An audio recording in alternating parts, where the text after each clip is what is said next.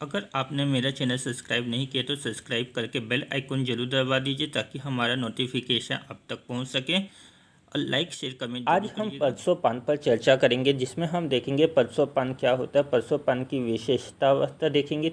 साथ ही साथ परसों पान के प्रकार, लाभ व हानि पर चर्चा करेंगे। आपसे क्वेश्चन इस तरीके से भी पूछा जा सकता है कि प्रशासकों के लिए संगठन में परसों पान के महत्व पर विवेचना कीजिए। तो अब देखते हैं परसों पान होता क्या है।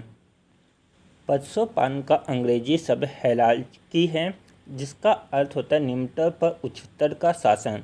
तो क्या केवल इतना कहना सही होगा कि निम्नतर पर उच्चतर का शासन परसों पान होता है? इसी तरह क्या ये पूरा परसों पान की पूरी तरीके से परिभाषित करता है? तो नहीं, इसके अंदर बहुत सारे ऐसी चीज़ें हैं जो कि संगठन को संगठित और उच्च कोटि का यानी उसकी कार्यकुशलता को बढ़ाने में सहायता देती है। इसको हम एक एग्जाम्पल के थ्रू समझते हैं। जैसे आप समझ लो कि पुलिस विभाग है ना, पुलिस एक तरीके से संगठन है। अब उसमें जो कार्यों का विभाजन होता है, जो उनके जो अधिकार होते हैं उनका किस तरीके से विभाजन होता है उसको देखेंगे। कौन सा पोस्ट सबसे ऊपर में होता है, कौन सा पोस्ट सबसे नीचे में होता है, उसको देखते हैं। तो पुलिस विभाग में सबसे हायर अथॉरिटी होती है किसी स्टेट की, डीजीपी होती है। उसके नीचे आता है आईजीपी, और उसके नीचे आता है एसपी, और उसके नीचे डीएसपी, और उसके नीचे टीआई, और उसके नीचे एसआई और सबसे नीचे में होता है एएसआई होता है, जो कि चौकी का प्रभारी होता है। और एसआई किसका प्रभारी होता है? उप थाना अधिकारी होता है। और थाने का प्रमुख टीआई होता है। वही अनुविभाग का प्रमुख डीएसपी होता है, और जिले का प्रमुख एसपी होता है।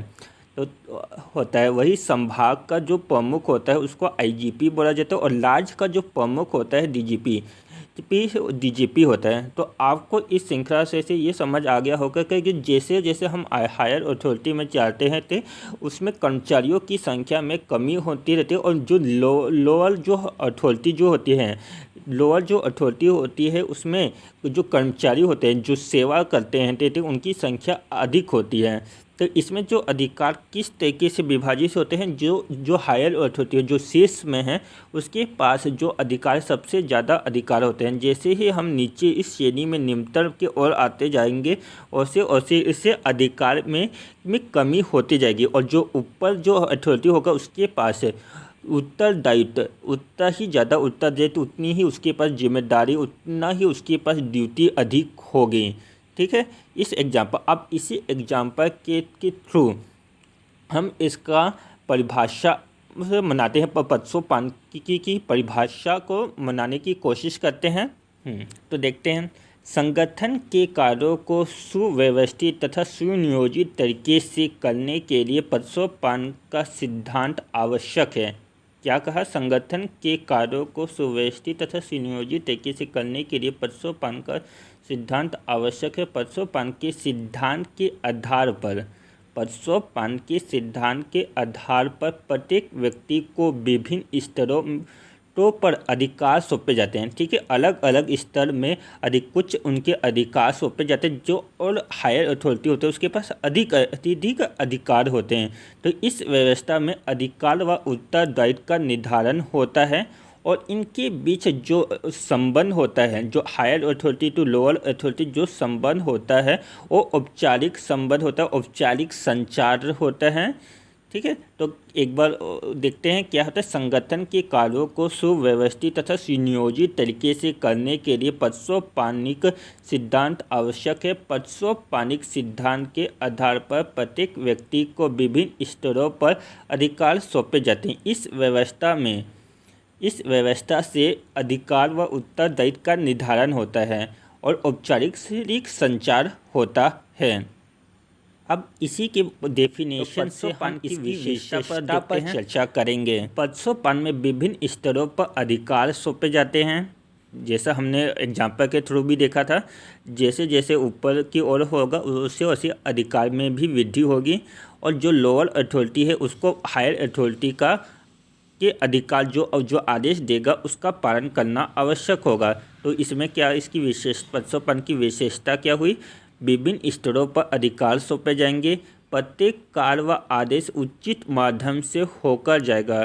ठीक है, तो डीजीपी के पास आईजीपी से होते हुए कैसे कोई भी कार्य जो होगा पहले आईजीपी के पास जाएगा, फिर उसके बाद डीजीपी के पास जाएगा। ठीक है, तो आदेश और जो लोअर अथॉरिटी है जो आईजीपी है उसको डीजीपी का के जो आदेश है उसका पालन करना आवश्यक होता है। तो इससे क्या हुआ, आदेश की एकता के नियम के पालन के सिद्धांत पर प्रसोपानिक व्यवस्था होती है। तो प्रसोपानिक व्यवस्था किसके आधार पर होती है, आदेश की एकता के नियम के का पालन कराती है। इसकी संरचना कैसी होती है, पीरानुमा संरचना होती है जिसके शीर्ष पर विभागाध्यक्ष होता है। ठीक है, इसी से हम समझ सकते हैं प्रसोपानिक व्यवस्था में अधीनस्थों को भी निर्णय लेने का अधिकार होता है, जो इस व्यवस्था को उत्तम बनाती है। क्योंकि यहाँ क्या करता है, प्रसोपानिक व्यवस्था में जो अधीनस्थों को उत्तराधिकार या निर्णय लेने का अधिकार जो देता है, इससे सत्ता का विकेंद्रीकरण होता है। अब हम देखेंगे संगठन में प्रसोपान का जो निर्धारण किया जाता है उसमें कौन सी प्रणाली अपनाई जाती है। मुख्य रूप से 4 प्रणाली अपनाई जाती है। पहला, कार्य के आधार पर जो जितना अधिक कार्य करेगा उसको उस श्रेणी में सबसे शीर्ष पर रखा जाएगा। और दूसरा होता है रैंक के आधार पर। तीसरा, जो ये रैंक के आधार पर हमने जो पुलिस का एग्जाम्पल बताया उसके आधार पर ये व्यवस्था अपनाई जाती है। तीसरा होता है वेतन के आधार पर, जो हायर अथॉरिटी होगी उससे सबसे अधिक वेतन मिलेगा और जो लोअर अथॉरिटी होगी उसको कम अधिकार मिलेगा। और चौथा होता है स्किल के आधार पर। स्किल के आधार पर अधिकतर देखा जाता है विशेषज्ञ या तकनीकी संगठनों में यह स्किल के आधार पर प्रसोपान का निर्धारण किया जाता है। अब हम देखते हैं कि प्रसोपान के लाभ क्या होते हैं। तो प्रसोपान की सबसे बड़ी लाभ है, सबसे बड़ा फ़ायदा ये है कि उसमें नेतृत्व जो होता है वो पहले से सुनिश्चित होता है। जैसे हमने पुलिस विभाग का देखा था, उसमें सबसे हायर अथॉरिटी जो नेतृत्व करता जो कौन था, डीजीपी था। तो इसमें क्या होगा, प्रसोपान की सबसे बड़ी विशेषता, सबसे बड़ी बेनिफिट ये होता है कि नेतृत्व की सुनिश्चित होता है। और इसी के साथ साथ कौन सा कार्य कौन अधिकारी करेगा इसकी का भी पहले से प्रारूप तय होता है, यानी स्पष्ट होता है। तो कार्यों की स्पष्ट विभाजन होता है। संचार अब किस मार्ग से होते जाएगा, ठीक है, कौन सा पेपर कौन से अथॉरिटी से होते हुए जाएगा, इसका भी पहले से निर्धारण होता है। प्रसोपानिक व्यवस्था में एक दूसरे से समन्वय के साथ साथ एक दूसरे के साथ एकजुटता बनी रहती है, जिससे संगठन की कार्यकुशलता में वृद्धि होगी। तो इस संगठन प्रसोपानिक व्यवस्था में अनुशासन बना रहता है, क्योंकि क्या होता है, आदेश की एकता बनी रहती है। तो इतना मैंने इसके लाभ बताई, इसी को मैंने लिखा है। क्या क्या मैंने बताया आपको, नेतृत्व सुनिश्चित होता है। संगठन में आदेश की एकता बनी रहती है, जिसके फलस्वरूप अनुशासन स्थापित होता है। प्रसोपान में समन्वय के साथ साथ एकजुटता बनी रहती है, जिससे संगठन की कार्यकुशलता में वृद्धि होती है। कार्यों का स्पष्ट विभाजन होता है, जिससे संगठन में अनुशासन स्थापित होती है। संचार के मार्ग पूर्व निर्धारित होते हैं। तो इस प्रसोपान के ये लाभ हैं। अब इसके हानि भी देखते हैं। प्रसोपानिक व्यवस्था के अब हानि पर चर्चा करते हैं। प्रसोपानिक हानि में क्या होता है, कोई भी कार्य एक निश्चित मार्ग से होते हुए जाएगा। अगर मुझको डीजीपी से ही डायरेक्ट काम है तो मुझको पहले क्या होना पड़ेगा, आईजीपी के पास जाना पड़ेगा उसका, या आईजीपी के पास जाने से पहले मुझे किसी और के पास जाना पड़ेगा। यानी मुझको जिससे काम कराना है उसके पास ना जाके उससे लोअर अथॉरिटी के पास जाकर करना पड़ता है, उससे अपना कार्य का रिक्वेस्ट करना पड़ता है। तो इससे क्या होगा, कार्यों में विलम्ब होगा, अनावश्यक विलम्ब होगा, जिससे कार्यों की कुशलता में, ठीक है, कार्यों की कुशलता में भी कमी आएगी। प्रसोपानिक व्यवस्था में दूसरा क्या हानि हो सकता है, प्रसोपानिक व्यवस्था में उच्चतम व निम्नतम के मध्य संबंध केवल औपचारिक संबंध रहता है। ठीक है, उच्चतम जो अधिकारी होता है और निम्नतम अधिकारी के बीच में केवल औपचारिक संबंध होता है, व्यक्तिगत संबंध स्थापित नहीं होता, यानी व्यक्तिगत संबंधों की उपेक्षा की जाती है। तो इससे औपचारिक संबंध होने का सबसे बड़ा डिसएडवांटेज है कि जो निम्नतर जो अधिकारी होते हैं वहाँ तनाव की स्थिति में रहते हैं कि वहाँ कहीं ऐसे उच्चतम अधिकारी से डांट ना खा जाएं, या उनसे कोई ऐसी गलती ना हो जाए जिसके कारण वहाँ उच्चतम अधिकारी से उनको डांट खानी पड़े।